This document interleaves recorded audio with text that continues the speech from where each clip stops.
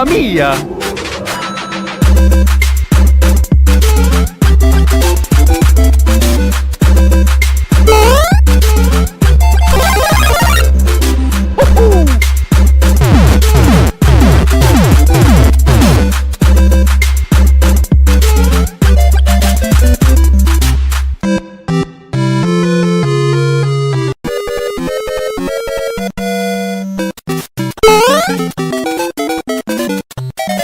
Mamma mia! Huh?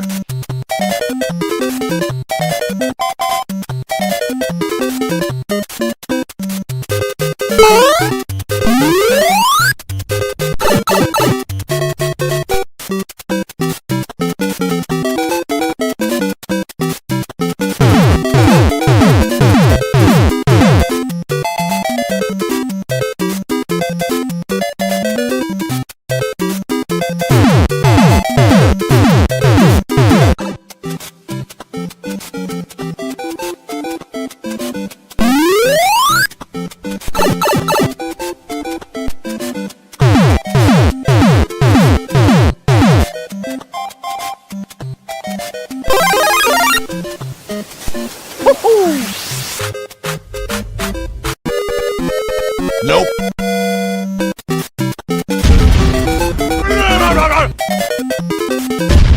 Nope.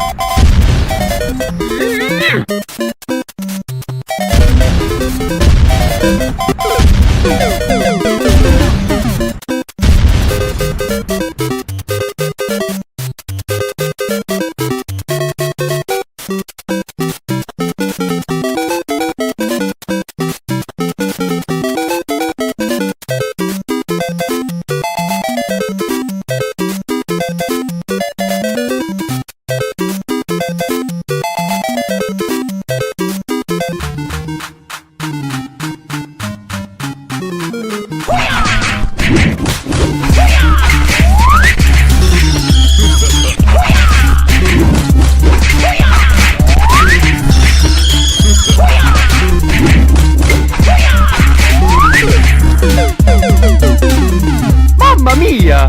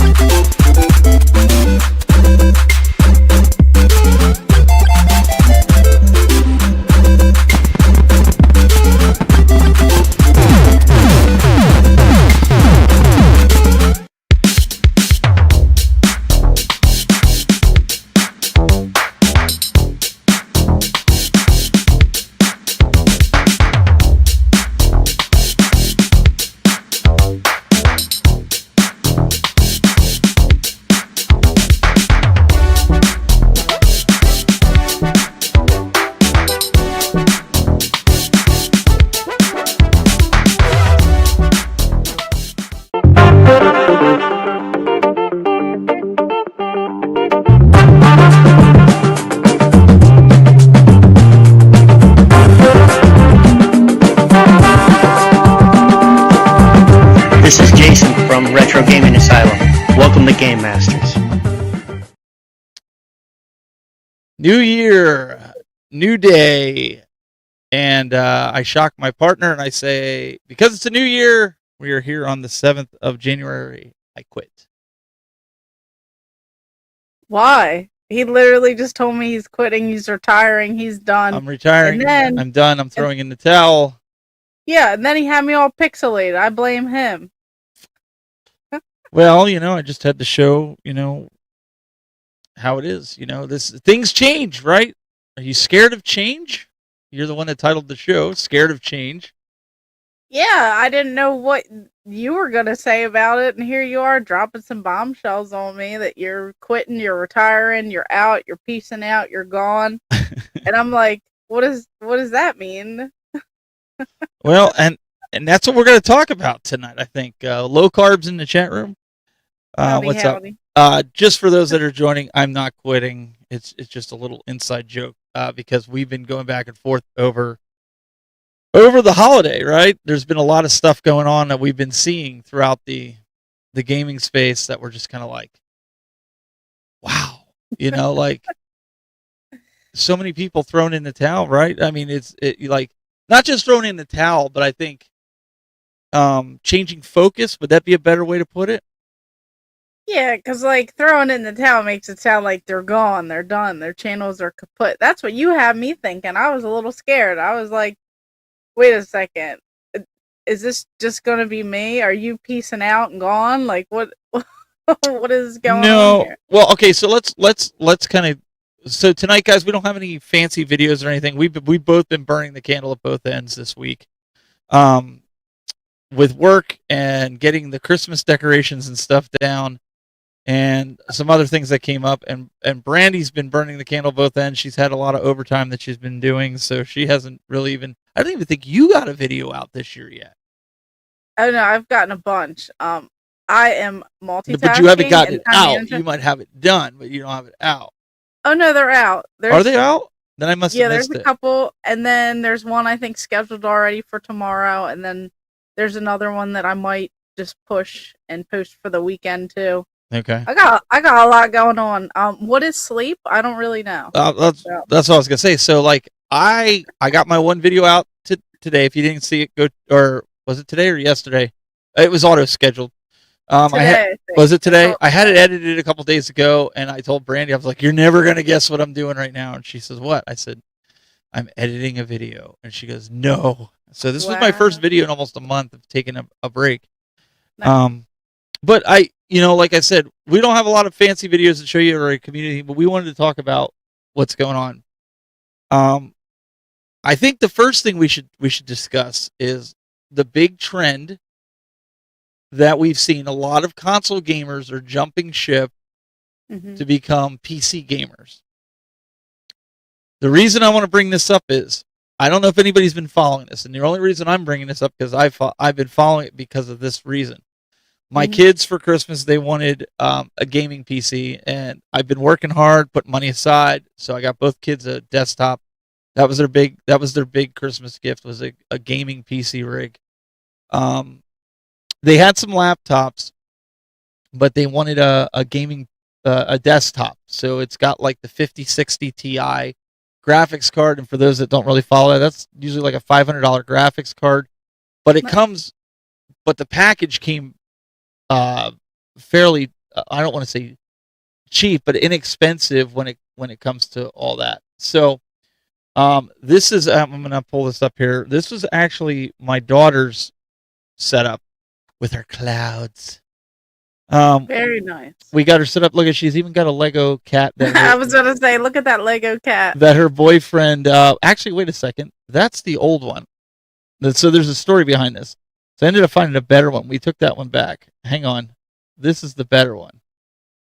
And so she's got the, with the 5060 Ti from NVIDIA in there. She had to put her little Simba in there because there was room inside the chassis of the PC for it. And then we've got a little Discord monitor that's on the side, and the microphone. Remember the microphone last year that I showed that I'm supposed to review? She's using it there. We're gonna test it. So she's all decked out with her clouds and her gaming setup. And very nice. I think my son's, I want to say, let me see if I can pull my son's up. His is similar. I think I got a shot of it. Yeah, we just didn't do. He wasn't all about it. So he has the same type of monitor, but his is on the floor with his desktop. So he's all we were running it. He's like, "Dad, you don't need to show it." So I was like, "Okay, well." I snuck a picture anyways. My point in going, so my kids have been following a lot. Well, my son has. He's been following a lot when it comes to the gaming PC, and this is why I'm bringing this up for the folks in the chat room. I don't know if you knew it, but because of AI, NVIDIA is getting out of the consumer business of building these graphics cards that are like the 5060, the 5090, the real high end. I'm sure, Brandy, you even know that the graphics cards everybody talks about for gaming PCs are expensive. Yeah, I know they're expensive. Don't ask me more than that. Stupid $3,000 or something. Okay, so what NVIDIA just announced is we're not doing any more like that. CES is here. We're not doing it. Instead, we're going to remanufacture a 5-year-old graphics card, which is a 3090. That's all modern gamers today need. That's what they said. Then Asus, another PC company, came out and they said, well, we're going to pick up the slack where NVIDIA is not producing the graphics cards. We're going to make graphics cards. Because then all you have is AMD. AMD is the only other one person making graphics cards. I'm saying this because there's also a RAM shortage. Okay? So to build a PC gaming desktop, let's say you want 32 gigs of RAM, you're going to spend, close to $500-$600 for that. So now the pressure comes back on consoles. People are like, well, maybe all these gamers now are going to come back to consoles. But Brandy, did you see the news where they said modern consoles, Xbox and the new PlayStation 6 may not come out until 2030 because of the RAM shortage? Isn't that wild? That's pretty crazy. So my question to you, as well as the folks in the chat room, everybody's jumping on the bandwagon of these games. Is this going to stifle game development to the point where they can't keep pushing the envelope? Because if you can't get a bigger graphics card for your console or your PC, what are you going to do? That's a good question. I don't know. I don't know what's going to happen. But I do know one thing, whether or not more consoles come out and all that, I do know not everyone will switch over to PC gaming. I do know there's always going to be console gamers. There's always going to be people who want physical media stuff. There's always going to be people that are willing to try different things, whether they're consoles and they switch over to PC. And there's always going to be people who are PC all the way. So I don't know. I feel like there's always going to be people who do different things. Do you think it's a bad thing if the consoles don't get made until 2030? I know me and Daniel were talking about this, my son, and he's like, man, we really don't need a console until 2030. I mean, the PS5, I feel like, is just starting to get some steam. Xbox lost steam, but it really needs to catch some steam. And frankly, we're coming up in 6 months. We're coming up on the year anniversary of the Switch 2 launch. What's everybody? I feel like people don't even have it still. I mean, I finally just got one. I haven't opened the box yet, but... All right, so you just got one. You haven't even opened the box yet. What does that say about... No, I'm being serious here. So what does that say about the console, right? Because if there's a game that you were just dying to play, like remember with the Switch 1, you would have had it open and played by now. It's crazy, too, because I've been playing my Switch 1 more, and I know I could just play the Switch 2. Stephanie's listening, and she's going to take it back. She's going to kick your butt. Pretty much. It's still in a box. I also bought the analog for the N64. I haven't opened that yet. There's too much. I have went a little crazy, and things need to change, okay? Let me tell you. Things need to change, because, well, I probably bought over 50 games in the past, not even month. And you haven't played any of them? Well, I've went through a couple things, but I haven't played everything fully. No. It's too much. I don't know what happened. Well, so people were asking me, actually, Dr. Scott, he reached out to me and he was like, hey, I'm thinking about doing a collab video, and I wanted to see if you wanted to be in it. It's about the gaming, your most favorite gaming gift that you got for Christmas this year. And I said, well, unfortunately, I can't be a part of that video then. He says, well, why? I said, because I didn't get anything gaming for Christmas. I didn't even ask for it. My wife, she asked me what I want. I got stuff that I don't normally ask for, because that's what I wanted, and, my wife, and Scott was just like, oh, he's like, there's always room for gaming stuff. To be honest, the only thing I ordered gaming over the whole 2 weeks break that we were off was the Virtual Boy. I pre-ordered that, the $99 for the Switch 2. That's the only thing I did, and that was just because I don't have a Virtual Boy at all. Wow. And it's hard to find, and it's hard to find in good shape and in a box and stuff. So I did pre-order that. But that's it. I mean, I really have not. I I haven't bought anything, and I'm starting to be a little bit more selective now. We were just going to talk about this off air. I was like, I know it's like, all right, I'm going to give a shout out right now to RNG Gamer. I mean, I don't know the guy personally. I've seen him at a couple conventions. He posted a video, man, that I was just like if somebody could really like read my mind about what I was thinking, but yet was too scared to post a video because I was afraid people like, oh, you're Mr. Negativity and oh, blah, blah, blah, blah. He hit the nail on the head. Like, I stopped and thought about it. Like, we're buying games that are 30, 40, and sometimes 50 years old. Yeah. For hundreds and thousands of dollars, Brandy, just to have in a collection because of a man-made price. We don't know if we'll ever recoup that money. Yeah. I mean, I really honestly, I think the time to sell was during COVID, like the pandemic. Like, there's some things I just don't know if they're going to hold their value.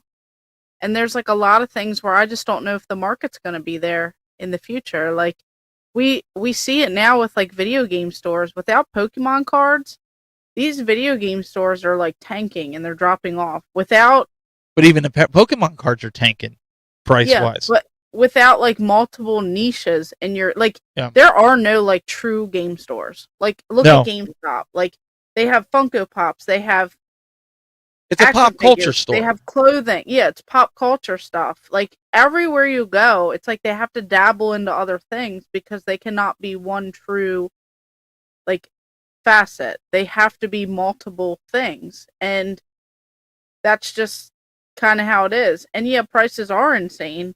But at the same time, they have kind of dipped a little bit. And look at like the Atari stuff. Like, remember when that was really, really collectible and selling for whatever? And now we go to like certain game conventions in Ohio and people are just like offloading their Atari stuff that they once collected. And I don't know. It's like some things will be collectible, limited editions, kiosks, displays, promo items. But other things, I just don't know if they're going to still be as collectible with emulation and easier access to games. And that's why I think we wanted to have this discussion today with everybody because things are changing. You know, we were joking around at the beginning like we're quitting and stuff like that. But I'll be honest, I went through a phase a little bit before where I did want to quit. Yeah, I wanted to sell everything. What's that? It was just a phase, right? Well, I hope so. Well, no, because here's the thing.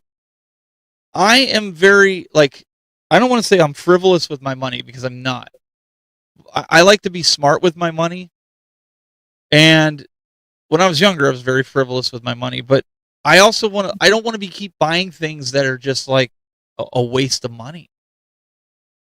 Like, it's only a waste if you think of it that way. No, but what I mean is in a waste of money, like, let's put it this way. My son and my daughter have zero interest in retro. My son's like, he's like, Dad, I don't think I want to collect retro anymore. It's just not worth it. Maybe he's going through a phase, whatever. And I'm like, hey, you don't have to collect it just because I'm collecting it. So what does that say? Now I'm in the same boat that you're in. What do you do with it? You're collecting it. You're just going to give it away to somebody? Pretty much. I mean, really, that's kind of where we're at with it, right? So I know everyone goes through this. I just made like a video too, like a while ago, like the stages of collecting, like rinse, repeat, like collect, rinse, repeat. Like It's like the same thing. It's like everyone goes through this. They start collecting everything, then they start honing in on something specific. Then they start trading and selling, and then they like start focusing on something else. Then they debate if they want to stay in it or get out of it. Like, it's just everyone goes through those things. And I mean, it's not just with games and stuff too. I mean, but I enjoy it. I do collection. I don't collect it for the money. I collect it for, if anything, the only reason I have to collect for the money is because some of the games that I need to finish certain collections are so stupid expensive. Yeah. I've got some Christmas money I never spent. I've been debating on getting a Neo Geo. but I've also been debating about buying other things.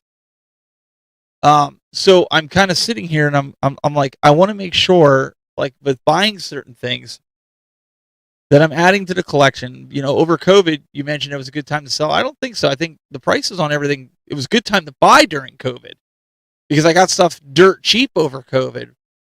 And nowadays, going to Goodwill, because there's so many people out there doing game collecting videos, Goodwill has caught on to it. That's why they have a Goodwill store now. And yeah, so most of them, they send it to headquarters. I think it's like the Chesapeake one. All of them, whatever. all of them send it. So you'll never find good games anymore on the floor, not like I used to. And so, game hunting, in all essence of it, unless you're going to yard sales and things like that, or swap meets, and even swap meets are overpriced.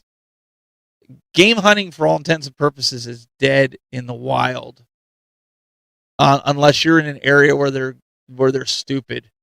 Yeah, you have to, like, I live in like big cities. Like, there's plenty of big cities around me, so I still get lucky at thrift stores, and I still get lucky on Facebook Marketplace. But I will say, like, yard sales, people literally map them out like the night before. And you could go to a yard sale. Like, I went to a yard sale once and I was looking in the games and I got lucky. I was like the first person there. I got there a half hour before they said that they were going to open it up. And I waited until the lady like put all the stuff down. And then I remember going over to like the box of games, and then literally some guy came up as I was getting ready to buy the box. And he's like, "You got any games?" And then the lady was like, "Oh, she's buying them now." And he was like trying to offer more. And it's like they get so competitive, and people literally camp out at these like old ladies' houses just to like vulture attack the games. So I don't even like going to yard sales in my area because there's too many people who they map it all out, they hit multiples, and they're just so aggressive. Yep. And it's vicious. And same with Facebook Marketplace. If you don't reply back within 3 minutes, I can guarantee that that item is already gone. It's already sold. The person's already on the way. And there's times where I miss out. And then there's times where I meet someone and they go, "You're the one who's getting all the deals before me." And, you know, then I feel like I'm like personally attacked, like, because I had one guy, I was buying Ninja Turtle stuff from him, and he's like, "It's always you. I always ask the people," and they go, "Oh yeah, it was this girl collector." And he's like, "I know it's you. It's always you." And I don't think it's necessarily dead. I just think you have to put in a lot more time and effort and work to get the items. Like, you literally have to go to the thrift store every day. If you don't go every day, you're not guaranteed to find anything. So, like, yeah, but some of the stuff is not even making the floor. The manager was even telling me, like, they're sending, the only thing they're putting out on the floor, he told me, were like the dance games and sports games. Everything else gets sent back because they don't know the value of it there in the store. Pawn shops are another ones that are becoming more and more savvy with it. Like, I remember 2019, 2020, we could go to pawn shops, Brandy, and you could find games. Like, I would sit there and I'd have $500 worth of games, and I'd only be paying $20. Yeah. And now you can't do that because they've gotten smart because of us, the YouTubers. This is where you can blame us.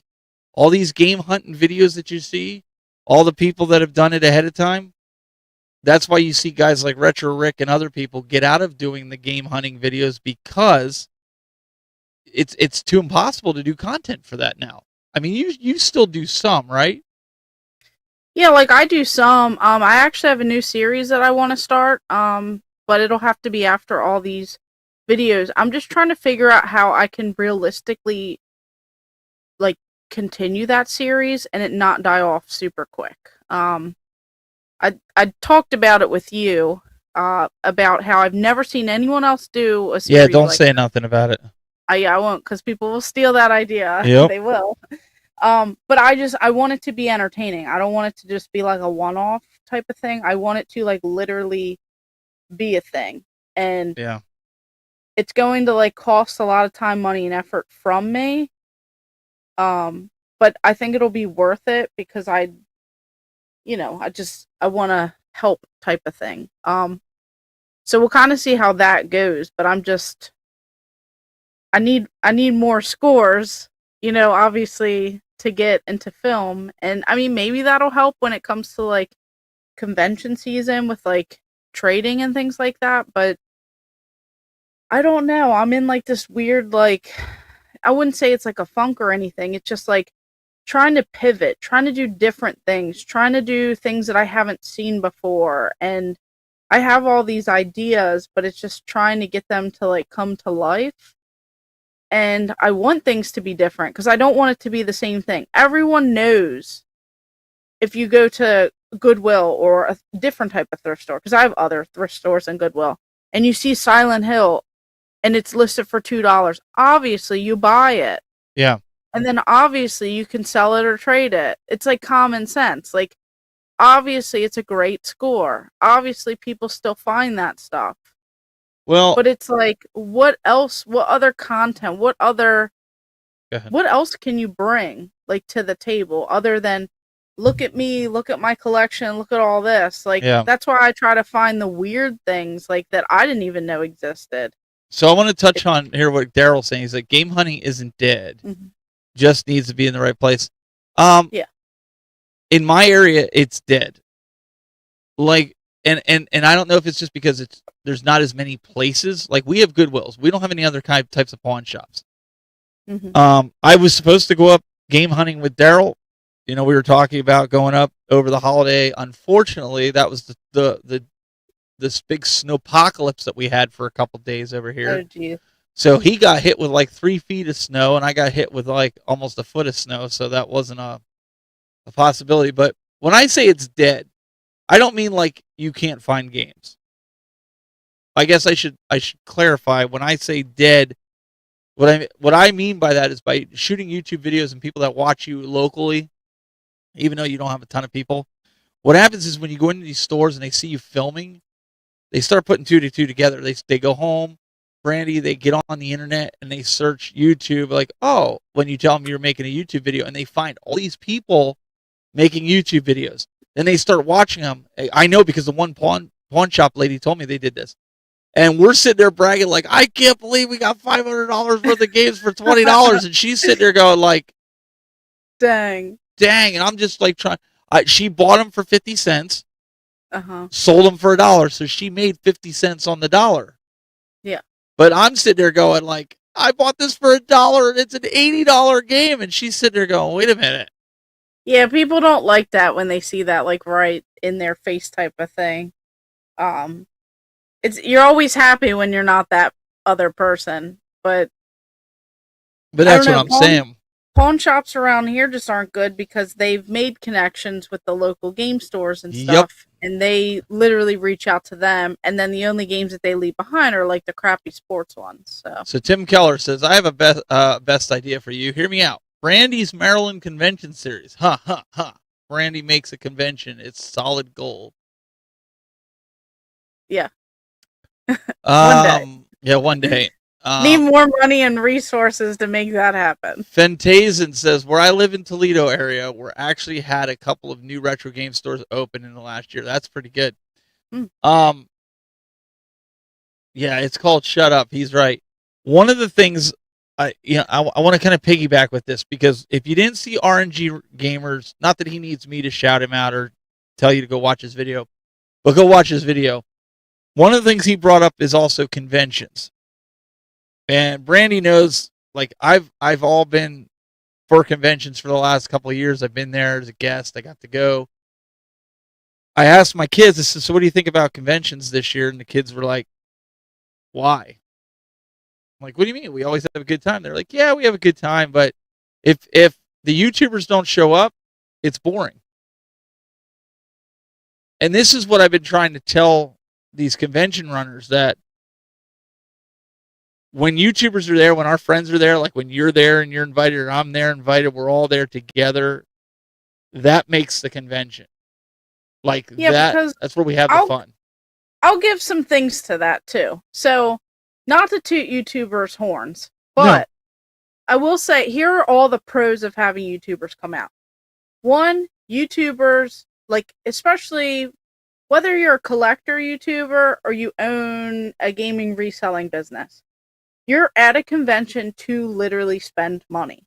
So when you have happy vendors who make money, they're going to keep coming back to these conventions because they're the ones paying a lot of money to be there and helping the show go on. Like, you're supposed to get a lot of your costs covered by the vendors, by the tables, by the floor. And I'm not saying that the average person doesn't spend money, because they do, but I'm saying that inviting some YouTubers out and stuff like that, it's kind of like a guaranteed sale. And also, advertising. I get some conventions will pay for like hotels and other things like that. Some actually have like a whole fee. They want thousands of dollars to come out to these events, but not all YouTubers require all this crazy money. But they're guaranteed to also make content and to help promote. And it's not just for that year.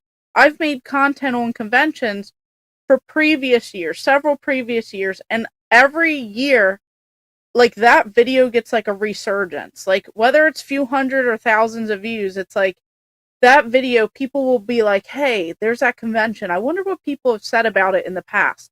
So then they start going on YouTube and then they look up XYZ convention, and then next thing you know, I get comments and it's like, hey, thank you for being real. Thank you for being honest. Thank you for letting me know what I should look out for deal wise, or letting me know I'm going to make sure I take advantage of the full weekend, to get my money's worth, or I'm so glad that you went there. Like, this was cool to see. So it's not just that one year. It's like multiple years of like advertising. And then it's like, when you have more people going, not just like YouTubers, it's like more people going, you have fun with it. And I think that speaks on some of these conventions.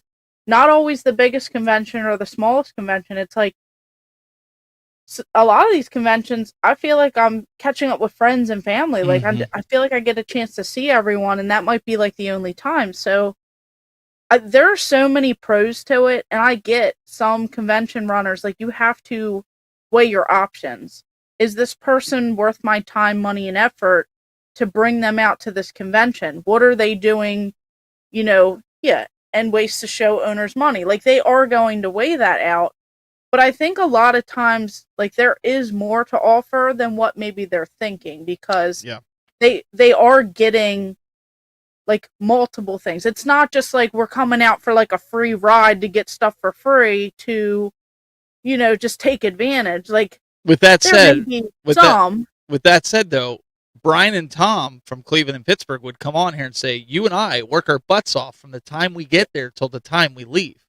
Yeah, and it depends on like what you have to offer. Like, when we came out as like the game masters like a couple times, like that was fun. It was something different. We have multiple things to offer. Like, we want to transform and do different things, like, with your setup and us speaking on like up on stage with like a microphone, like active entertainment, and well, we're doing part of the things show. like that. Yeah, it's like we can kind of like take something and run with it and have endless hours of entertainment, plus have the content and do different things like that. And then plus, like, we always do videos afterwards, and we always do different things, and I collect multiple different things, so I'm always finding them at conventions. I'm spending money with the vendors. Like, it's like there's so much to offer. And then of course you do have some that just kind of like sit there and they won't interact with guests and things like that. And, not to like downplay some people, but it's just like, you have to look at everything when it comes to these conventions, and you kind of have to like, just see how like things can shift. Like, I think with so many conventions out there, convention owners and people who run them, like, they need to figure out how to take it up a notch, how to bring because they're all doing more. the same thing. They're all doing the same thing. They're bringing the same vendors out. Like, how many conventions have you gone to in the last 4 years where you've seen the same vendor? In fact, the vendor says to you, Brandy, oh, I forgot that thing I was going to bring you, Brandy. Are you coming to this convention? Yeah, I'll be okay. I'll bring it to you there. Like, there's nothing any of these guys that are doing that is different. And I've even heard them say, oh, there's nothing new since the last convention. Like, I don't have anything new at my table since the last convention. So, the other thing that Jamie mentioned in his video, RNG Gaming, and this goes along with conventions, is something this has been a problem I've had for a while. Okay? I know there's certain YouTubers out there who won't do this. I know you and I are one. And John Riggs won't do it. And Jamie won't do it. And there's a few others. When YouTubers go in there, and even vendors, all the deals that you could possibly get are already done by the time the VIPs get in there. There should be no selling allowed until the VIPs get in there, because they're paying more money for this. And this is what nobody sees. And we see it all the time. And every flipping show we go to, it happens. Somebody's in there snaking. Oh, it's a YouTuber. And if they're a really big YouTuber, oh, we'll hook you up. We'll get it. Then that person that paid double, triple the money to get in there for a VIP to get that deal can't get it. So if you're going to a convention to get a deal, you're not going to. I mean, like, let's just be honest, Brandy. Unless, like, somebody overlooks, like, you're at the point where you're looking for stuff that most people aren't looking for, you're going to get a deal. But I'm talking about that stuff that's popular that everybody's looking for. Yeah. And more conventions are popping up. They're getting new ones, but they're just carbon copies of every other convention that's out there. There's not just one different location. Different location, and each one has its pros and each one has its cons. Some do cosplay, some don't do cosplay. Some do board games, some don't do board games. Some have 100 tables for vendors, some don't. Some have pop culture, some don't. Yeah. But they're all the same. I said to Brandy, the ideal thing to do would be to hold like some kind of convention and call it a social media meetup with like, or a YouTuber meetup with maybe sprinkle in some vendors if you really want to, or content creators. Everybody gets together and you open it up to the public and everybody. I bet you they'd have more fun there, especially if you plan out activities to do than they would with these conventions. I don't know. I've really been sitting back going, why do I put all this work into each of these conventions that I go to for minimum return? Like, all these convention runners always are like, well, I got to get my money's worth. I got to get this. I got to get this out of it. Well, if I'm going to pay for a hotel room for 2 nights for you, that's what, $300. Well, you got to bring 10 times the amount. Like, so I'm bringing $50,000-$60,000 worth of gear and equipment, and they're barking about a $300 hotel fee. I cannot get over this. I really, or a food stuff. I got 3 kids I'm bringing along with me that are working and stuff like that are doing this. They're putting this on for people. Like you said, it's part of the show, entertainment. And it's like, you're going to bark at $300 for a hotel room? I didn't even charge you gas to drive here. I didn't charge you my time off of work. Yeah, and I think that makes a difference between like some bad shows versus like people who know how to run conventions. Like, there's plenty of convention runners that are so nice and supportive of the content creators, and they don't care how big or small you are, and they really don't even care if you like make content. They like will help you and hook you up and like be so kind to you. And if you have any questions or you want to interview or anything like that, like, they're so nice and their personal skills are great. And then I've been to like some conventions where like you seem like a nuisance, like you are a bother, and they just don't appreciate you. And I've seen social media comments of those like showrunners where they are bashing YouTubers and literally saying that they're not worth their time. And like, I disagree. Like, I think they are worth your time. I mean, I'm not saying that YouTubers are like the greatest, gift in the world. No, I'm not saying that either. Or you got to earn your stripes. So like Lindsay's in here, and they're doing the merge with Jay and Game Dad. That's again, that's a new convention. Now, Jay and Game Dad, if you talk to them, they'll tell you every convention is pretty much, it's just different people that you're getting this, and they're going for the people. They're not necessarily going for the deals. So I'm personally curious, because I think they have that same mentality, that a lot of these conventions are just cookie cutter. So how can they make it different? So I am, the curious side of me is kind of sitting here going, okay, with them knowing that, what are they going to do different? What are they going to do to say people, maybe it's their first year and it's a brand new convention. What are they going to do to wow people that when people watch footage of this, they're going to go, oh my gosh, This Yeah, is we a need to go out there. this is a different convention. Yeah. Because I mean, when you look around, like nobody's innovating, and I guess I mean the same thing's true with these shows, right? Let's just be honest here. I'll call a spade a spade. One of the things that I take pride in is making a production that's high end, that's top tiered, that's not a StreamYard, not a cookie cutter type of, we add all these graphics and fly-ins and videos and pre-recorded stuff, and like you can see here, we got nice moving backgrounds, stuff that they can't do in StreamYard. Okay, but Brandy, what was one of the things that we talked about in the 2 weeks that we're off? We talked about what can we do to raise the bar at these conventions. Yeah. Instead of just going into these conventions with a table, there's a lot of things that we talked about, and I think Jason's in the chat room. He knows some of the things that we talked about that we want to do because he's been encouraging us in the background. He knows what we're talking about when we say we want to take it to the next level.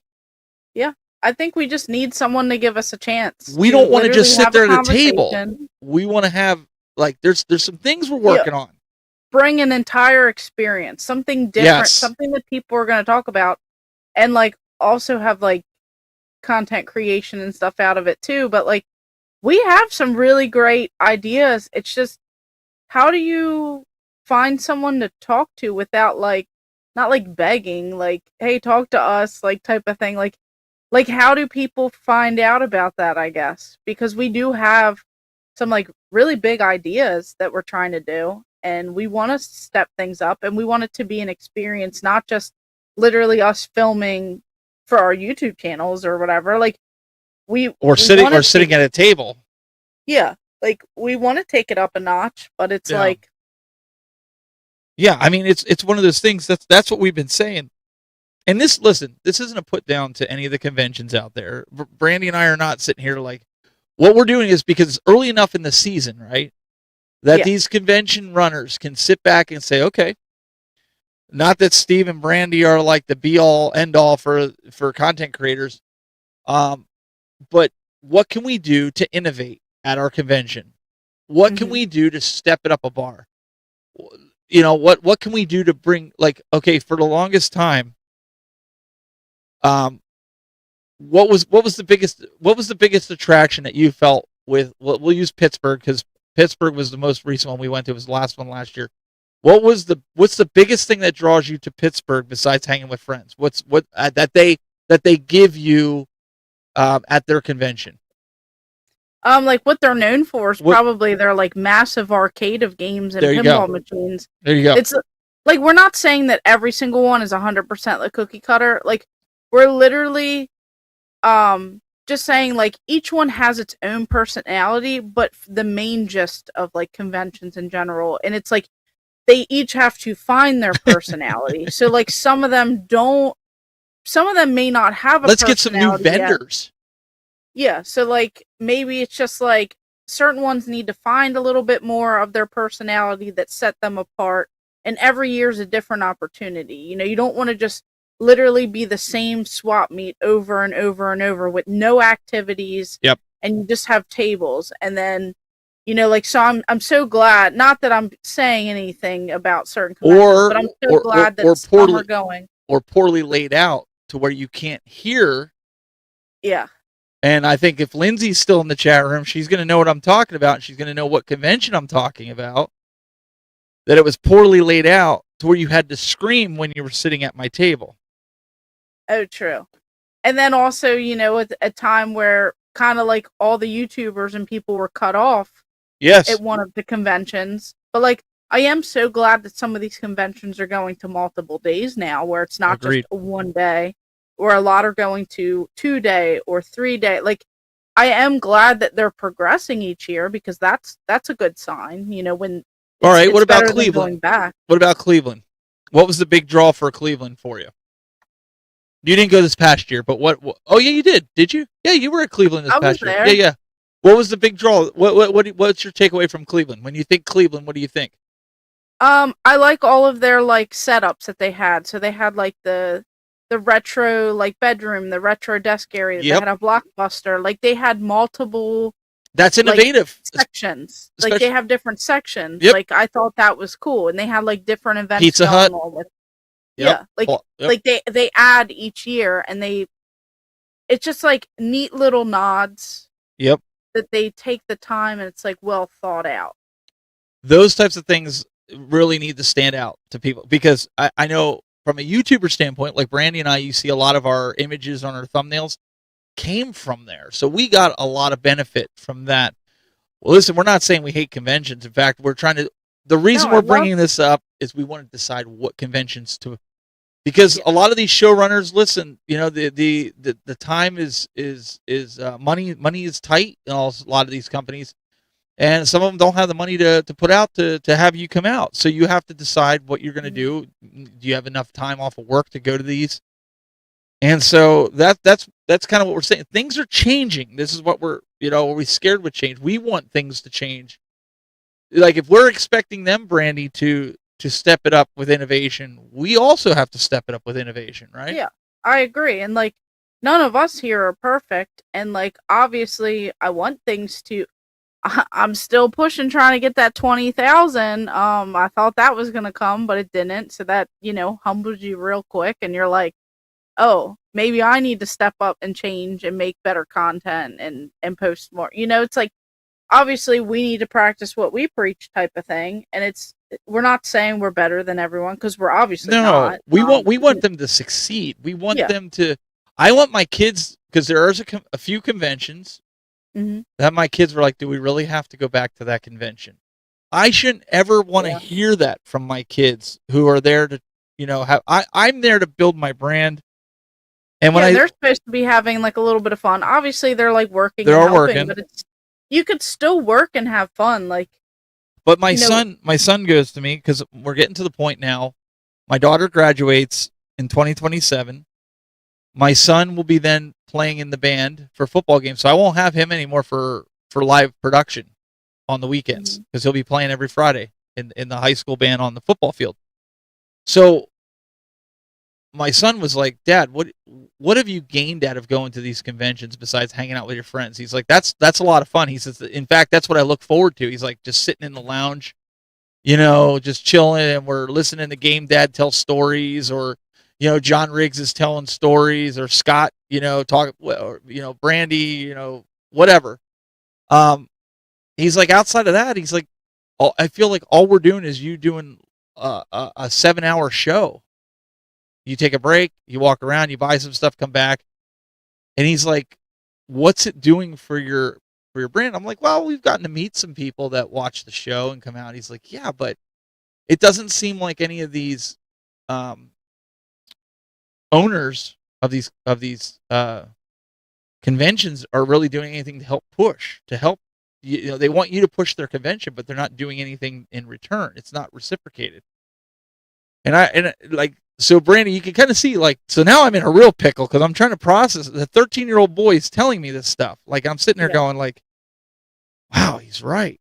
Yeah, I mean, we've had these talks before too. It's like with anything, you want to weigh everything. Like there's conventions where I don't get invited to all of them for free. There's conventions where I literally pay for things like airfare, hotels, Ubers, Lyfts, like everything involved, like everyone else does. I might get like a ticket into the event for free, but there's some where I've had to pay as well for entry. I've had to wait in line like other people. I've had to wait in very long lines in the middle of summer when it's hot outside, for a while. And it's just, you kind of have to weigh anything in life.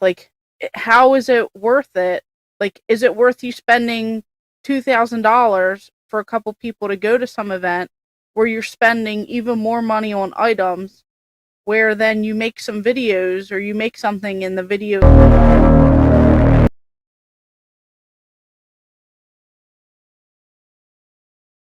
and you're really not making any money anyway, or much. So it's just you kind of weigh out some costs of things, and I understand that that's the way things go. Yeah. But at the same time, you can't do 16 of those shows back to back to back to back if you're paying your own way. and you like also have bills, and like you don't have that kind of money. So it's just like you have to like weigh things. So then you have to figure out, well, what can I offer to exchange, and help. But that's where the it's like, stigma comes in, because then everybody Yeah. calls you a reseller. Yeah. And then it's just like if I go to a show and I set up and I sell a few of my duplicates or some items or something like that, and it covers my hotel fees or it covers my travel expenses, and maybe I go home with like a little extra cash, or I bought some items and it was basically free or covered or whatever. It's like, does that make more sense? And were the people nice to me who ran the show, or were they rude as anything? Like, it just, that also makes or breaks it too. And there's a lot of things that you don't see like behind the scenes. And there's conventions that I've been to, and sometimes they were like very rude and laughed and said some things to me. And it's just like, it's like, is it worth getting like harassed over, or Right. That's why, like, when you and I were talking about it, you said, what conventions are you going to? And I was like, so far, like, I know the one that Game Dead and Emerged, that's up there. We're supposed to go up to do that, but for sure. Pittsburgh, I know Brian, I've been talking with Brian. Brian's a great, so Brian just, I mean, he's a family guy, dude. He's like, that guy is like all about relationships. Yeah. That guy, I can help. I don't mind helping. He's been gracious. That guy will give you one meal a day, which you can't, like, we never ask for it, but he does, and he gets it all catered, okay, at the convention. Put you in a hotel room where you get free breakfast. Some people think that that's not a lot, but when you got 3 kids, it helps. It adds okay? up. Yeah. It adds up. So then we have a nice dinner. We go out with the YouTubers and friends of people we meet online. Like if Daryl was there and whoever else, and they want to go to dinner with us, we all go to dinner, right? We all go hang out. Then we come back to the lounge, we just chill, and then we go back to the floor the next day. But I think that I agree with you. I think there's something's got to change, right, in this community. There's people that do YouTube, and then there's people that do YouTube that bring value.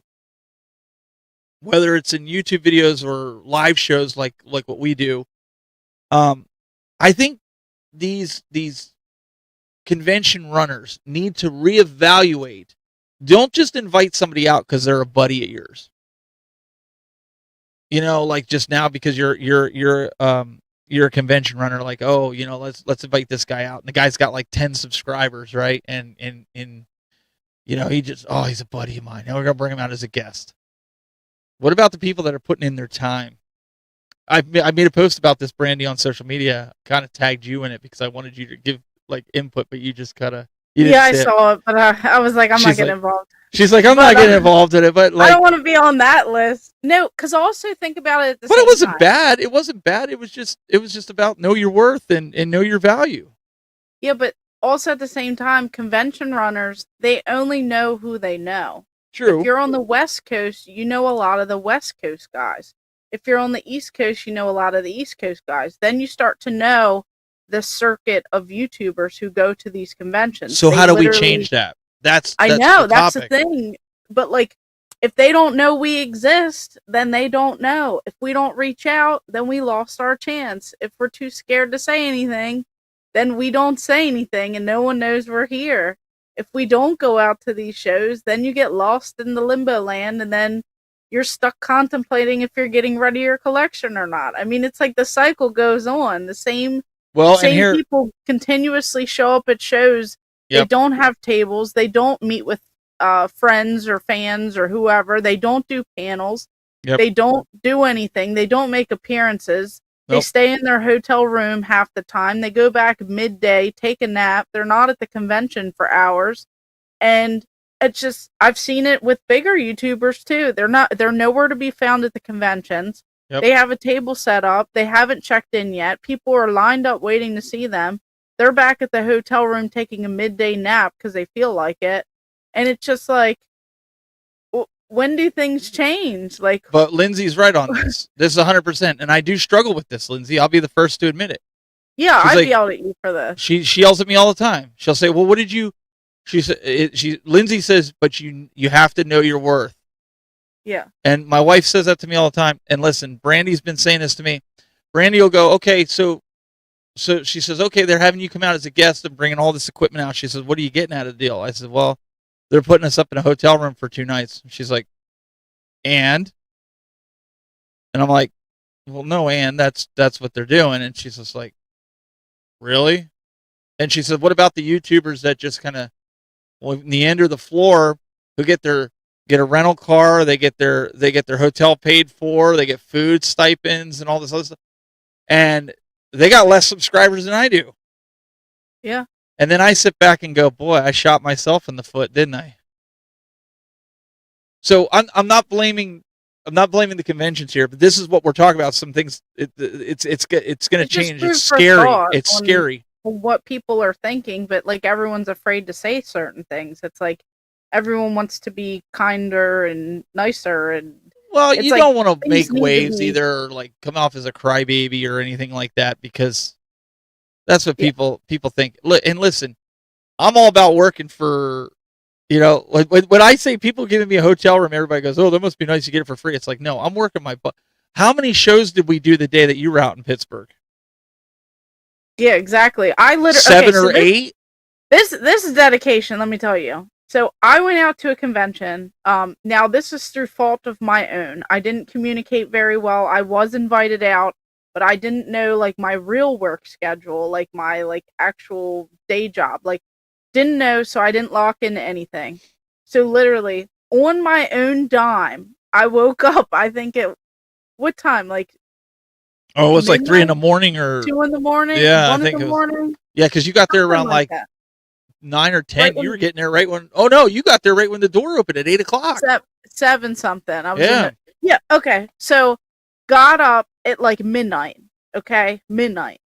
Got everything was like loaded in the car and stuff like that. And you were having a hard time finding a hotel room, and we were going to share. We were going to have my daughter share one with you because we had that extra one from Brian. Yeah. So literally, didn't know where I was staying, didn't know what was happening, but decided to get into a car. Okay, mind you, it's like midnight. And Stephanie's panicked. Driving like 5 hours or something to get there, and had to stop and take some breaks, for some health and some other things. So mind you, get there at Starbucks at like 7 a.m. Then get to the convention at like 7:45. Doors open at 8, like for the convention people. Literally, I go inside and I already start taking footage. Like I'm taking footage of empty tables, close-ups of things. I'm scoping out what I want to maybe buy, like once the convention opens. And then he walks in the door and I'm like, "Let's go. Let's get filming." So we film our New Year's episode. And we film our Christmas episode. We did a Christmas episode when Brian got there. Yep. Before anybody else was there. Before anyone even showed up. People are still sleeping in. They're living their best life, partying, whatever. And the convention's not even open yet. And we're literally filming content, for all that. We're taking pictures. We're like staging for like thumbnails. We're setting up merch. We're planning ideas on what we want our upcoming videos and stuff to be. We're planning topics. We're doing this. We're doing that. All before even one person showed up, like any vendor showed up. We had done all that before any convention people showed up. And then when the doors open, I was like, all right, now's my chance to go like buy something. So I walk around after stuff had already been sitting for a whole day, a whole Friday. Things had to be, they were selling. So it's not like I was coming in, clearing out whatever. And then I filmed more content. I filmed like 3 or 4 or however many videos. And then I got to like meet cool people, and catch up. And then I stayed late to film more, so I didn't even get a chance to go to dinner with you guys. It was like because we had to because of the baby. The baby was like, But it's like I stayed until the very close of the actual convention, and then we went back to like a hotel, and then slept, and then had to drive home for family stuff the next day anyway. But it's just like all that for one day on my entire own dime. Like Crazy. Yeah, because you Crazy came, to you pull all guys were that. leaving. Because remember, my daughter wasn't feeling well, so my wife had to take her home. So it was just me and my son all day Sunday. Yeah. Scott had left. He had a medical emergency. He wasn't feeling well. Yeah. And then Neo Ness, who's in the chat room right now, he left early. That's one thing and I know these guys like to get home, but I wish they would schedule them to leave after the convention. But it was like all your buddies are gone. They're all jumped on a plane. John Hancock, John Riggs, they're all gone. It's just you and the vendors. Yeah.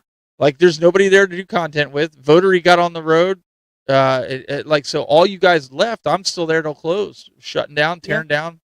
Not that I'm complaining. I'm just saying like that wasn't really thought out, but and I get it. They have to go when their planes are going, but yeah, 100% right. I want to go back up to this one comment here that was here by Fentazen2677. Thought it was a really good comment.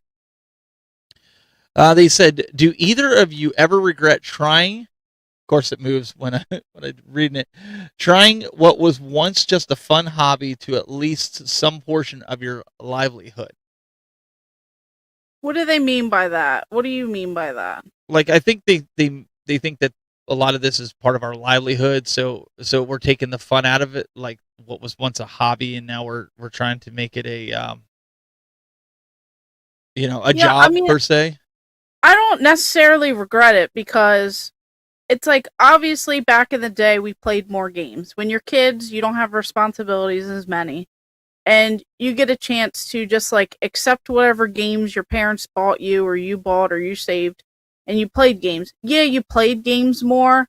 And when you do content, in theory, you end up like, I wouldn't say like sucking the fun out of it type of thing because there's other fun things that have come from this. So maybe I don't get a chance to play as many games as I would like. I'm sharing like experiences or like my thoughts and like turning the hobby into work. It's like I don't necessarily regret it because there's positives and negatives to it. Like obviously there's less time to play games. Yeah. But it doesn't matter if I wasn't doing content creation because I would still have less time to play games because of work. And I think when you truly enjoy something, you don't mind doing a little extra work. I think you just have to get better at time management. So I find more time to now, like this year is the goal is to play more games instead of always just like buying and buying and buying and buying and whatever. But it's like, I think if you can sit back and be like, all right, this time was wasted between here and here. I'm going to optimize this time more. This is my time where I play games. This is my time where I film content. Instead of filming one video and then going back and sitting on the couch and being on my phone scrolling and playing Monopoly Go or SpongeBob or whatever game I'm playing on my phone, it's like, let me take that time to film 3 videos instead of 1. Now let me take time throughout the week and edit here and there so that it's not just like all feeling like work. Like you're still having fun in between it. So, and like they're saying, there's nothing wrong with turning something you love into business. No. And then like Ness was saying up there, he says, I'll pull the comment back up. He says, I take vacations. He says, I take vacations from it and do other hobbies. I'm right there with him. I like to archery hunt. I like to fish. So when the weather gets warm again, I'll be out fishing and stuff. But archery, my son and I, we just joined a league that I used to do 5 years ago. It's indoor where you're shooting paper animals at 20 yards. And it's fun every Tuesday night for 15 weeks. It's something I can do with him. So it's not just being constrained because I don't want to burn out. I don't want to get into that funk like Brandy was saying, like before Christmas that I was in. But I also think if you lose the passion, I think if you lose the passion for the hobby, where the hobby overtakes you, in the sense of it becomes more work and no fun, then you might as well stop. Because I feel like because then who's getting enjoyment out of it? What are you doing it for? If nobody's coming over to see your setup and you just want to do it for people on the internet, and then people are going, ooh, or you get the people that are going, you got too much money and you got this and that and this blah blah blah blah. All you're doing is adding stress to your life. It's not doing anything, right? I mean, what are you getting out of it? So, um, And that's with anything. Like, if you're unhappy at your job, you can always try to promote or shift, or maybe you have to do a career change. It's like, or maybe you have to surround yourself with different people if you're not happy around your friends. Like, it's just, it's kind of like that. And then even, what he's saying, like, obviously when we all go to conventions, sometimes we do get stuck in that where we're just having fun and we don't film. And, he came to the realization that you film one day and then, you try to have fun on like the other day. And it's like, I mean, even this comment here, people who are house cleaners and then they come home and they don't want to clean their house. And then there's people who do lawn work and lawn care, and then they have the worst lawn on the block. Yep. But or like car repairman. Yeah. So it's kind of like that. Like, but I think at the same time, you have to really be strong-minded. If you're putting yourself out there on the internet, like, I don't want to like use the phrase like it's not for the weak, like, because it's not. Just be honest. Just call a spade a spade. It's not for the weak at heart. If you don't have thick skin, it's not for you. Don't even do it. Because it's like there are days where people can literally, like, all the time I get negative comments about my weight and about this and about that, and I get I got another one the other day, and it was like, if you lost weight, you would have more subscribers. And I was like, cool, thanks, appreciate that. And it's just like... But wait, stop right there. That person's probably right, but then that subscriber, do you really want that subscriber? Because they're there for the wrong reason. Yeah. No, I understand that. But it's like, obviously we know all these things. Like, if you look at me, I am fat. I mean, it is what it is. It's like, but you can't take that and literally eat that comment up. You can't like think about that all the time. I mean, I think about that, because as I'm like trying to like cut out certain things and make better choices and lifestyle change, etc. But it's like, you can't take those negative comments and literally run with them. You have to, like, yes, thank you for commenting, and you have to divert back to what your main goal was. Like, if I'm talking about games and stuff, that is completely irrelevant to the games and stuff that I'm talking about. And it's like, you kind of have to shift gears, and you have to be like, all right, back to the main point. I'm doing this because... Yeah, I appreciate that. But, I mean, it is what it is. But it's like, you just have to appreciate what you're doing. And, like, as long as I still have fun with it... That's all that matters. It's all that matters. And, like, I don't really think I ever go through those times where I'm like, oh, this is miserable, I hate this. Because I love this. And even with the bad, they're still good. Like, well, let me put this out there, too. Anything. Let me put this out there, too. Like, a lot of people say, oh, this gaming industry is just toxic, and everything in here is just toxic. Mm-hmm. Listen, you're gonna have that. Why do people got to judge how I collect my video games? Why do people got to judge the way if I want to resell my video games, or I'm not buying bangers and I'm buying shovelware and this and that? Listen, I'm involved in the outdoor industry, and it's just as bad there. I do content. I have a YouTube channel for it. Brandy, I get on there, and you know what? Like, you could go out there, be proud. You have a bow, and you shoot and harvest a buck or a doe, and the buck's antlers might not be, trophy wise, like you'd mount it on your wall, and it might only be like a 6-point. And then you'll get the hunters that come out of the woodwork and be like, oh, I wouldn't have shot that. I would have let that go for another 3 or 4 years. Why did you shoot it? Why? It's like, and then you get the guys that defend it. It's like, well, it's meat on the table. Oh, I'm tired of that excuse. Meat on the table. Yeah, right. Nobody hunts for, you know what I mean? So it's like in every industry. Or fishing. Why are you catching all them little ones? Why don't you just catch a big one and be done with it? Like, there's always, no matter what industry you go into, you're always going to have those people, those purists, I guess you could call them. I don't know what you call them, but they're antagonists. And I learned something a long time ago. So this was like a school day thing that I remember very well. I think we were in middle or high school, one of those or something. And we were in English class, and the teacher literally said, everyone named celebrities. So everyone named celebrities, and they named like Oprah Winfrey, and they named like literally every single popular celebrity at that time. Now, this was years and years ago. And everyone said, now rate them. Who do you think is the most happy, and who do you think is the most miserable?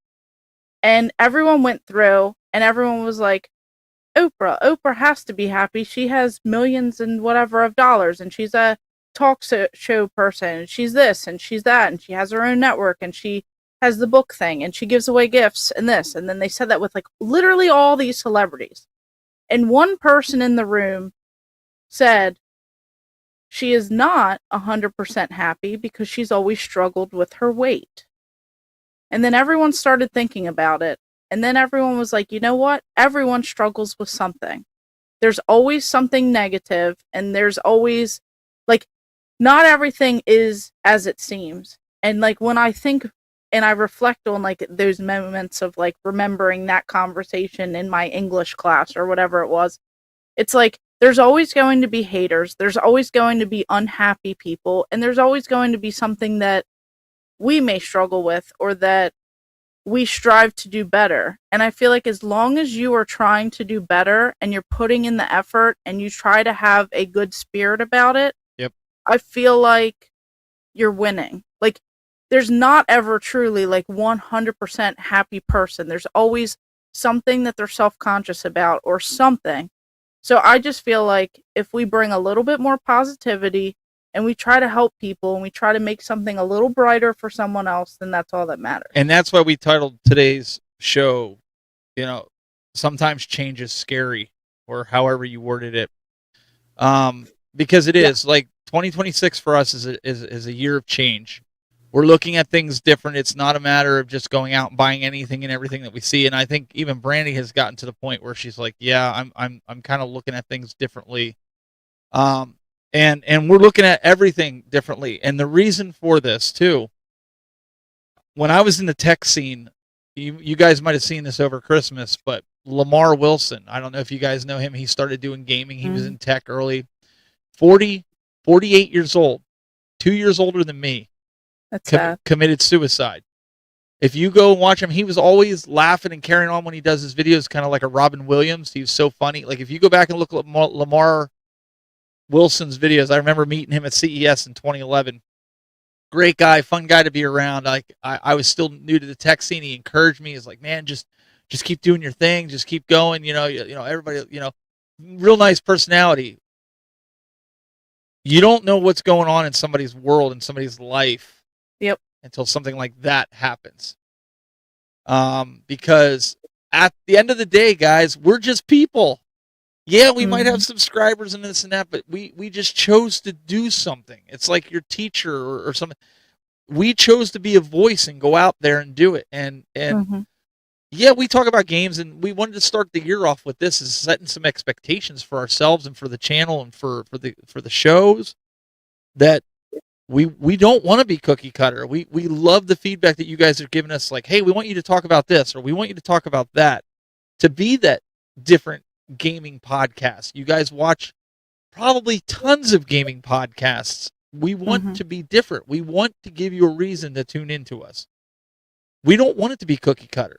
We don't want you to go to 10 different channels and hear everybody talk about RAM and why, PC gaming is good, or PC gaming. Like, we want it to be something that's unique. We don't want it to be all pro Nintendo or pro Xbox or pro Sony, whatever. We want to enjoy why are we here?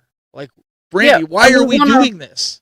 Exactly. And we want to relate it to real life, because these are real life topics. Like, people really do struggle, and things like this, they do impact you and they do happen. And I think that's why, like, I enjoy talking on these, like, live shows and things that we do, because it's like, yeah, we could talk about games, then we can relate it to real life, and then we could kind of shift back, and then we can, like, spin it. And I also like everyone's conversation in here. Like, all my buddies are, in the chat, and everyone's stopping by, and they all have good, feedback. And I think it's all great, because we need to be open more. We need to, like, not just shove things, aside or not speak our minds. Like, I feel like if we talk about this stuff, maybe things will change. Maybe people will get out there and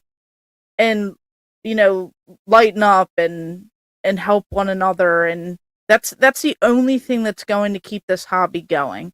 There cannot be gatekeeping. There cannot be people, like, literally shifting things for the worse. It's like, with less people involved in all this, who does it go to? Who does the next generation? Like, are we still going to have video games the same way?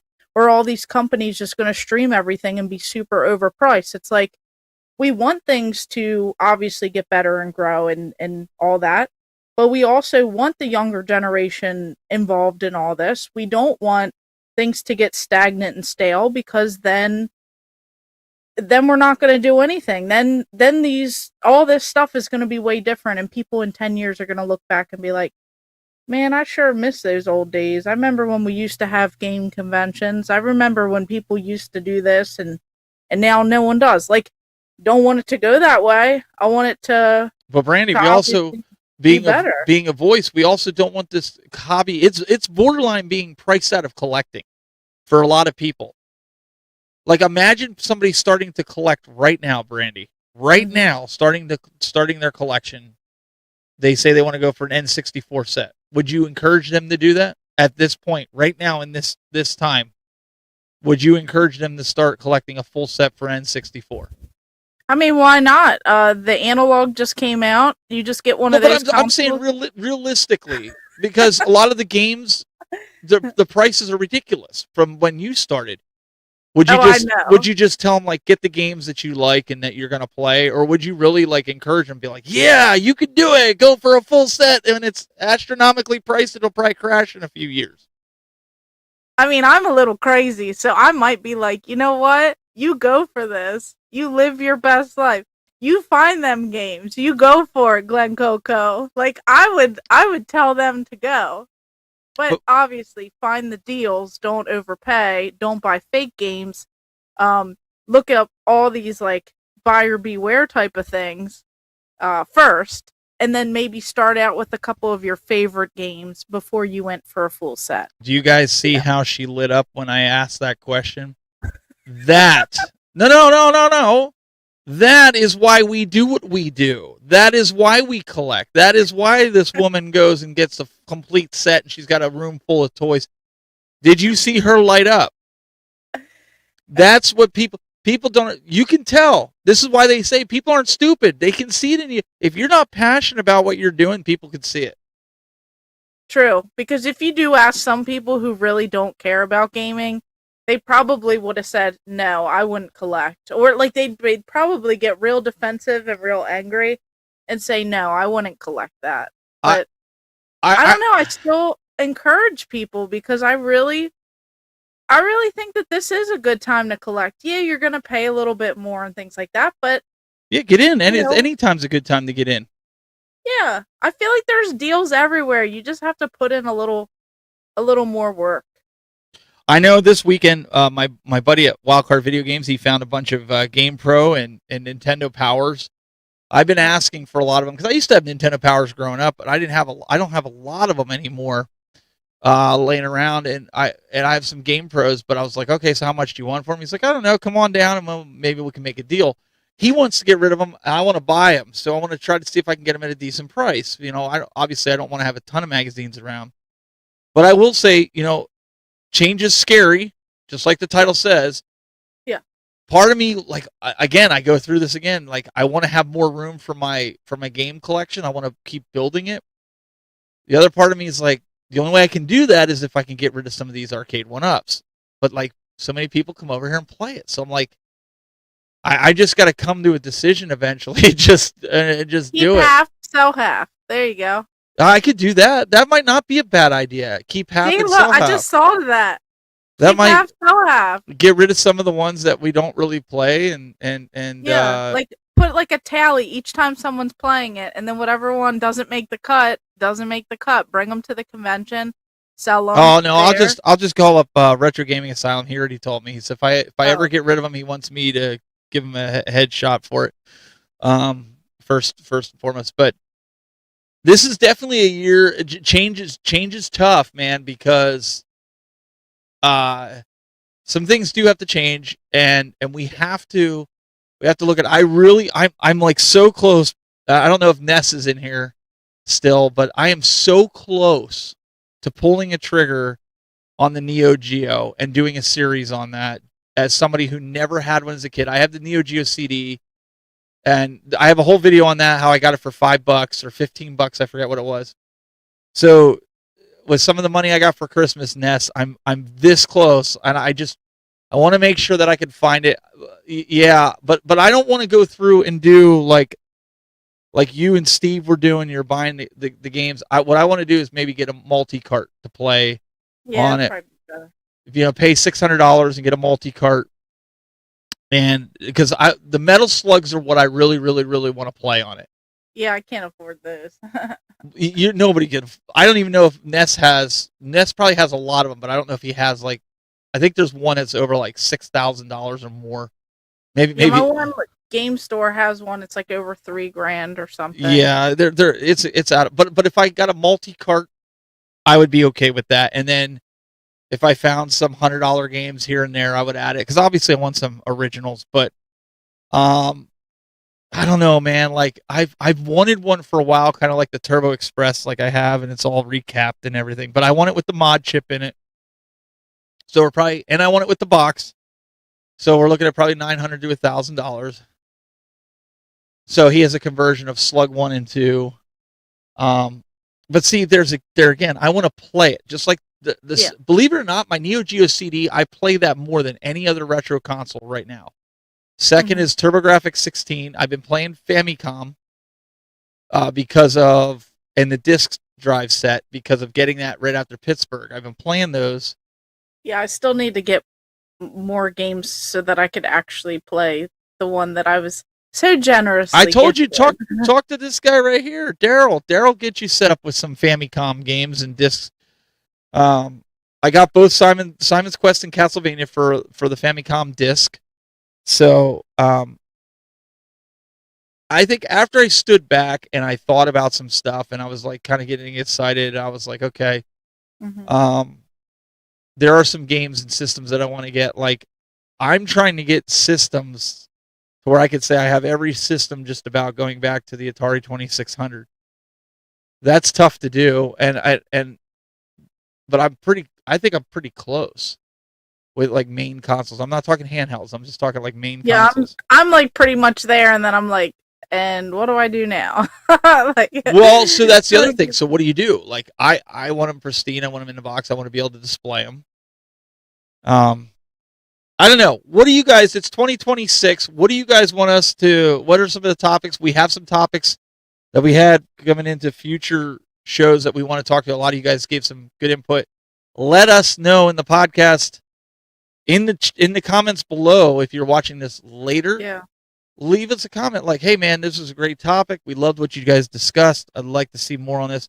Next week, it could be real topics. It could be related directly to something specific gaming. It could be like a general statement. It could be segments if you want to hear like something and then something and something, but it's all under this umbrella. Like, just let us know, because we'll get around to a lot of these topics. We don't want to just talk about, and these are the new upcoming games this week, or these are the new news that's happening with Xbox. Like, just let us know what you guys want us to talk about. Now, I will say, next Thursday or next Wednesday, we'll probably not be able to do the show on Wednesday. I have to go to a meeting at 7:00 because there's a conservation club that I'm going to be joining, and they have a board meeting. That's how I pay for it and do all this other bull crap. I don't know if it's going to go past 8:00.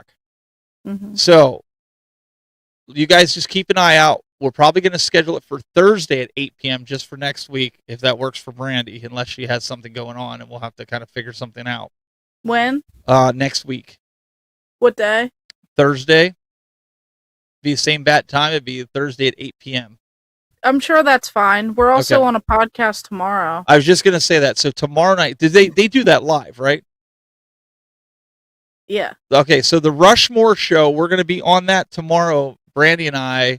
We're going to be talking about the 4 games in our collection, or just games that we've played, that are the worst of all times. And I think there's 8 of them that they said that they wanted us to have that are we just a whole bunch of them. I think more than 4. Like, okay, we'll have some, and then we'll have. I'm just going to make a list of some of like my worst games. Yeah, and Yeah. then I'm gonna come over to your house and take those games since you I bought them to work. figured you would do that. So make Whatever sure. you say is the worst are going to be gifted to me. So if you go to YouTube and look up the Rushmore show, just like Mount Rushmore, you guys can get another dose of the Game Masters tomorrow, 8 p.m. Eastern, 7 p.m. Pacific. And we'll be on that show with those guys over there. We're kind of looking forward to that. Yeah. What else do we have? I just did my video on the chair. Go watch the chair if you're looking for a gaming chair. I just did a review on it. And there's a 30% off code. I don't know how long it lasts. They just gave me one. It's 30 Tech Buzz is the code. You guys can go use that and get 30% off. Landon loves the chair, so I'm glad. He very much enjoyed it. Yep, yes, 8 p.m. Eastern on the Rushmore show. Make sure you check that out. I'm hoping to have another video. I got to get an unboxing of that Retron. I want to get that hooked up. Hopefully this weekend. Now that I got the Christmas stuff done, I'm gonna start spewing videos out now, Brandy. I'm like, I've got the groove again, I think. Good. And it's your fault. So Good. I'm glad. Oh, good. Jason or triple. You were scaring me for a minute. Yeah, triple. Hey, Jason, can you put that in Brandy's chat or my chat room as well, please? Whichever one you're in. I don't know which one you're in. You guys are all combined on my screen. So whichever chat room doesn't have it, if you guys, we're not going to nail you for spamming. Please put it in there.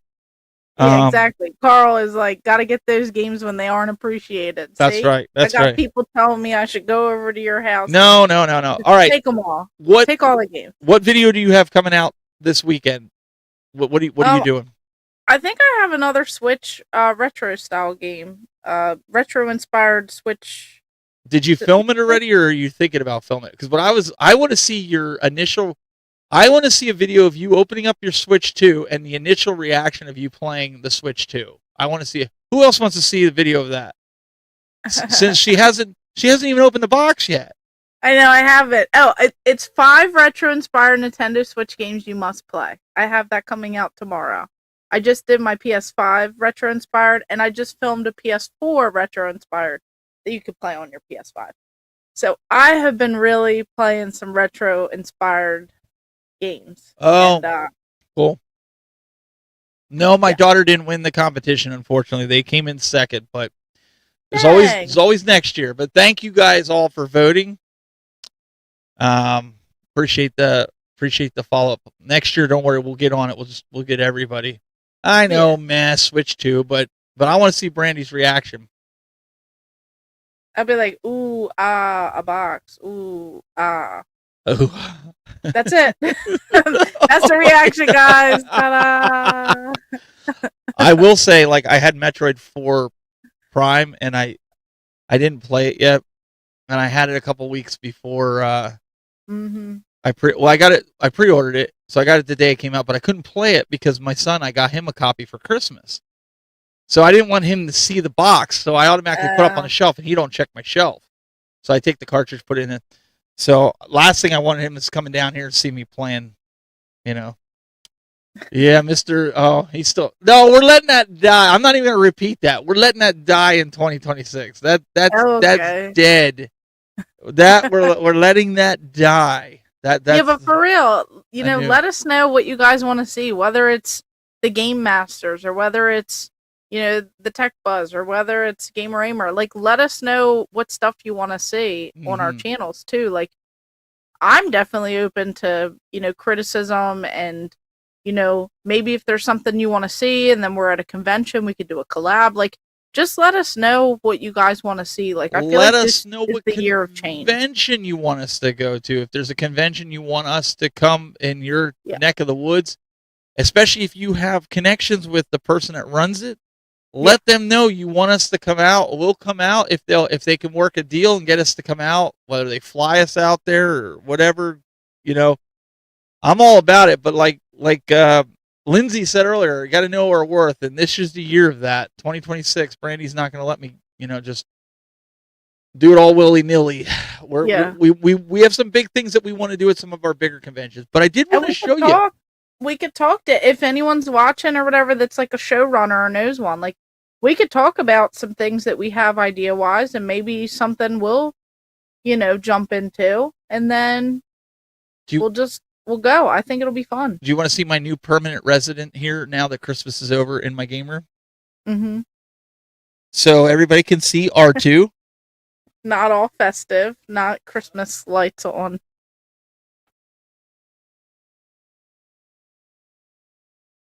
Everybody gets to see R2. R2 saying hi to everybody. You gotta love R2. My littlest one, she was all disappointed because R2 wasn't up there in the walkway to the front room, and she thought R2 ran away. And I had to bring her down here. I says, nope, R2 just moved after Christmas. We moved him down here. And so she was happy again. She got to see R2. That R2 is living down here in the game room. One of her favorite places to go. So I'd be willing to come out your way for some conventions. If you know any showrunners that would like fly us out. Who are you talking to? Carl. Where's Carl? Like New Zealand. Oh, New Zealand. Wow. I'd go to a game convention out there. I mean, it might take me a couple days to get there, but I would totally be down for it. Wow. Right? Yeah, that would be really cool because so you could pretty much buy a game there, any game you wanted, because you never find it here in the United States, and it would be one of those games. That's what I'm saying. Everything would be content. You'd be like, what do we have at this table? I don't know. I should bring those out next week. I have 2 games from Australia. They're just shovelware in Australia, but somebody sent me out 2 Australian NES games. They don't work on the American version, but they're Australian and they're just shovelware games, but they're something I'll never ever get anywhere else. And he sent them to me. So I treasure stuff like that. I think that's really, really cool. Yeah, he hooked me up. I wanted a game, but I don't think they like wanted to ship it or something to here. So like he ended up getting it, and I like paid him back, and then he like shipped it to me or whatever from there because I needed some exclusive Australian thing. Look at Jason. One of my girlfriends gave me an art. How many girlfriends you got, bro? I know. R2D2 coffee friends cup. That are girls. One of my friends that are girls. Yeah. One of my friends that right. One of my friends that girl. One of my girl. No, he wrote one of my girlfriends. Yeah, you know how like people say they have guy friends. Sure, we'll go with it. We'll go with that. Anyways, he's got an R2D2 one. I'm just trying to get him in trouble. I'm just joking with him. He said when he lifts the head, it makes noises. That's pretty sweet. Yeah. I am a big Star Wars fan, if you haven't figured that out. So I do have some of that stuff down here. But R2 looks really cool there, so I enjoy that I'll have that. He said, Master Game Guru said Australia games are expensive. Oh, interesting. Carl says, pow, pow, pow, and more pow for ya. Yeah. Yeah, I mean, I'd be open to going to different countries and different... Yeah, that'd be a lot of fun. I would totally volunteer to go out to some of those conventions. I just got to get a passport. Oh, I have one. I'm ready to go. Wait, don't invite him, I'll go. But if I have one of those real IDs, do I need a passport? Yeah, you still need a passport. You still need a passport? Yeah, but I could probably get one in 30 days. That wouldn't take long. Yeah. Or less. If I knew I was going in like 6 months, heck, I'd go out and get a passport. Are you kidding me? Yeah, that would be really fun. Like, I would totally do live game hunting like you guys are all saying. I'll throw in some 25 days of Christmas giveaways in June. Let's go. That would be really fun to give away some of it, because collectors would want that because you can't get it around here unless you get on eBay. I know. I actually started buying for next Christmas. I have 16 days already bought of 25. And I have a Pokemon Day giveaway, and I'm working on a Mario Day giveaway. And I'm working on some other things that I'm working on that are secret hush hush. I think we need to do a giveaway intervention because I have mixed bags about giveaways, but I neither. love it. I don't know why. I like buying things and wasting my own money and I giving see them that. away. I see that. We're gonna have to do another intervention as year and goes not on. really getting subscribers in return or anything. I love it though. I really do. I don't know what it is. It brings me joy. We could do a whole show on grifters and super chatters and like we could really get down that road. But we're not gonna do that. We're gonna start this year off positively. Even though maybe we should do that one day. Maybe we should get real. You guys want to get real? Let's get real. we could like today kind of started a little like I think people are like, oh my gosh, what's this all about? But there's a lot of things that we learned over the last couple of years that especially me, like I always say I take that 2 weeks between Christmas and New Year's to reevaluate, rethink about stuff. Yeah. And I said to Brandy, I said, there's a lot of things that need to change. Or I'm not doing that, or I'm not doing this. And she agreed. I mean, it wasn't like I was, preaching to the choir, like. Anyways, I think we've worn out our welcome. Hour and a half in here. I know you guys love the banter with us. We'll be back tomorrow on the Rushmore show. It'll be a lot of fun. Halo turns 25 this year. There's a lot of things. Yeah, there's so many. It's like Metroid. I think Zelda's like 40. Yeah, it's Zelda's 40. I dropped my phone. And she dropped her phone. Oops. It is so generous for Brandy doing the 25 days of Christmas. Yeah, you know what though? It's not generous because she wouldn't let me win any of them, even though she drew my name like 3 times. She wouldn't let me win them. I know, I did draw family, and I was like, next. Like, my mom actually won. Did your mom actually go into it?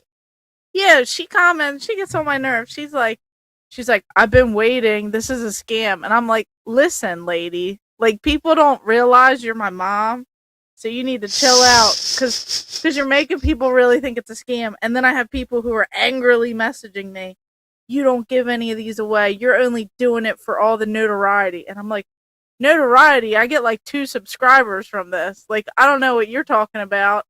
And some of the videos don't even get as many views.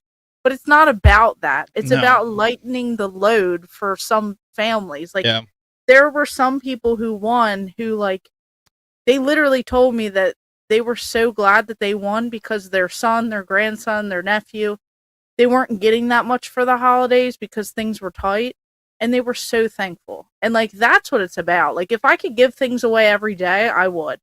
No, like, and I'm kidding. Before anybody starts shooting her, like I told her, even if my name was to come up, I said, don't give it to somebody else. Because we do. That's honestly, you want to give it to somebody, and that's what I try to do, even with items that I get for review.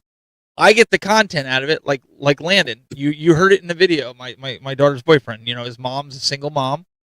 She's doing the best that she can. What kind of chair? He's like, I use the kitchen wooden chair. Yeah, he did. He said that. Could you imagine gaming on a wooden kitchen chair for like he plays like Valorant and all these games that take like hours, like Dungeon Crawlers, like 16 hours. Like, he'll sit there, and I'm like, so for him to be able to get that gaming chair, and I'm like, well, I hate unboxing, so you're gonna come and do the unboxing, and then we're gonna review it and have some fun with it. And so we did. So the company will be happy because the video is way done before they wanted it done.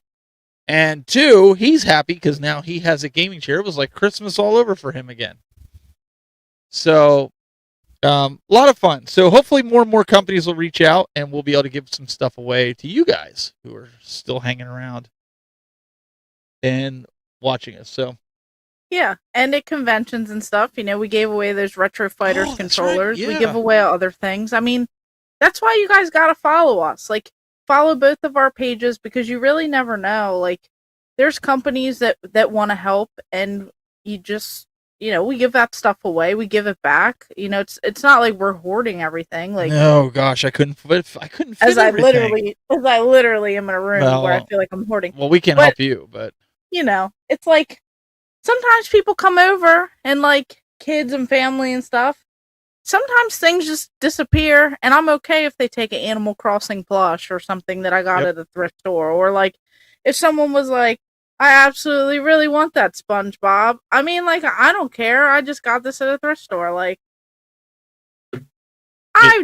It is what it is. Like, Hey, listen, I go out to Five Below and I fill up my claw machine that's down here. I have an actual claw machine down here from Arcade One Up. I bought one of those. I have real good prizes in there. I've got like a Pac-Man, like where he has the legs and the arms. I've got like the Squishmallows. Like I got good stuff in there, and people love to come in here and try to win it. And I just, my only rule is one prize per person. Otherwise, they're just going to clean me out over there. But yeah. When's the next intervention podcast? I knew that was coming. We might have to wait a little bit. We're just getting into the year now. Brandy give says, it some time till I like really spiral. Yeah. And then we'll go ahead and But stay tuned to social media because you'll know we'll put out the podcast artwork to see if we're moving the show next week only to Thursday night. I believe it's going to be Thursday night next week. It'll be a 1 week only, so we hope you all can make it next week. Mm-hmm. Daryl won one of the controllers that we gave away at the convention. Nice. Yeah. And remember, I did that trade-up challenge that I did a video on where I got those Labubu's, and the guy was really cool about it, and he said he gave two. He gave me two, and that was worth over $100 from like a $2 game I started with. But they were all about giving it to the kids, and 2 kids won it that wouldn't have been able to buy them. So that was really cool. It was cool to see their face light up when they got that. So it was a lot of fun, like with doing stuff like that. Next week at Thursday, yes, at 8 p.m. That's same time. Make sure Chasen writes it down because he might be late. Everyone is so everyone has so much faith in me, okay? Don't ask what a Labubu is. Just go Google it because I didn't even know what one was until that day. They were trying to I couldn't even say it for half the episode. It's some weird like monster looking thing and with a goofy looking face. Keychain and like all the kids collect the stuff and something like whatever that. It is, the kids love it. Honest to God, if I couldn't find somebody to give it away to, I probably would have walked up to a random kid and said, "Here, take it." I wouldn't have even taken it home because it's like, yeah, pretty much. Like I have zero interest in it. My kids are over that phase. So yeah. Somebody said I found an OG Xbox at a Goodwill that was refurbished, perfect condition for $20, and I left it for somebody else. Probably chances are you probably left it for a reseller. That's the sad part. Yeah, unfortunately, you probably didn't. You'd be better off buying it and then giving it away to somebody. That's terrible. Because I'm sorry, but that's maybe we should talk about that next week. Let's talk about resellers since we're on this. Yeah, let's go. It gets us all ramped up. You can tell my face is like all red from talking. Let's get ramped up for the new year here. Yeah. Because listen, the resellers are the reason that these games are getting out of control in pricing. They're taking the fun out of video games right now for collecting because they're making these games prices go through. Like, I'm telling you, go watch RNG Gamer's video and you'll get all fired up and watch it. There's different types of resellers. Oh They're my not gosh. all bad. We're going to get into this, okay? Because I got some thoughts to say, okay? Yeah, because he talks about how they gouge the prices based off of eBay sold, which is an average of, like, you might have a game that was sold for $12 yesterday, but it was sold for $30 today, so then they average it, and that's what the game's worth. That's baloney. Look, we're going to get canceled in this new year. Let's go for it. Let's see. Go big or go home. What do you guys say? Well, let's talk about resellers next. Hey, that'd be that's a good tagline. Let's talk about resellers. Let's you put that as the title. A job. Bring some of your reseller stories next week. That's what we're gonna talk about, some resellers here, and like, yeah, if we're gonna get canceled, that's the episode we're gonna get canceled. He did make a great video on it. Like I said, he don't need me to shout him out. I never met the guy in person. I've seen him around at the conventions that I was at, but I never personally met him. Seems like a great guy.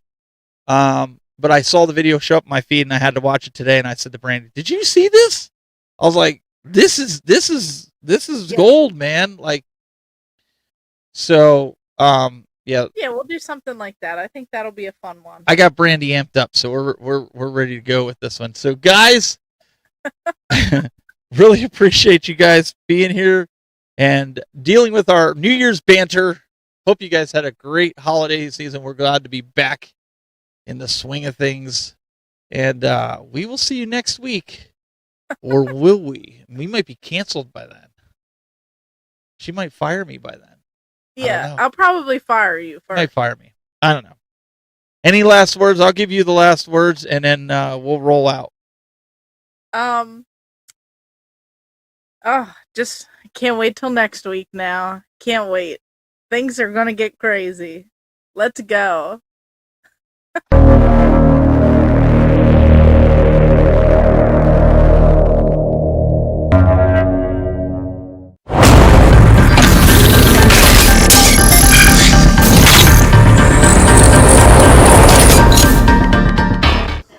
Oh, that was a good show. That was a long show. What are you doing here? The show's over. What are you doing? Go away. What are you doing? Do you see this? Look. What are you doing in there? Why are you here? The show is over. Go home. Go away. Get lost. Oh my gosh. Just in our house? Yeah, go away. Wonder how much more I can actually fit into this shower here. I feel like I have plenty of room to go ahead and put more stuff. Wait, why are you guys here? You guys aren't supposed to see this. I'm not doing anything in here. This isn't storage. You guys need to get out of here. Go. Go home. Go. Get out of here. Stop watching. You don't need to see anything in here.